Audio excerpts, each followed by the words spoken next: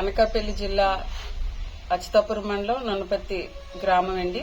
నున్నపర్తి గ్రామ సర్పంచ్ నేను చుక్కా అనురాధనండి. ఈరోజు ఏదైతే నున్నపర్తి గ్రామంలో పంచాయతీ మీటింగు, బోర్డు మీటింగు జరిగిందో అది హైకోర్టు ఆదేశాల మేరగానే మా సెక్రటరీ గారు ఈరోజు మీటింగ్ పెట్టడం జరిగింది.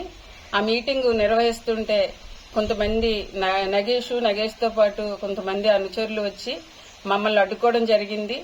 ఏది వివరించి చెప్తున్నా సెక్రటరీ గారు మాటలు వినకుండా మా మీద దౌర్జన్యం చేసి దుర్భాషలు ఆడించారు కొంతమంది మహిళలను తీసుకొచ్చి. అయితే మా సెక్రటరీ గారు చాలా వరకు ప్రయత్నించారు వాళ్ళకి విరమర్చి చెప్పడానికి.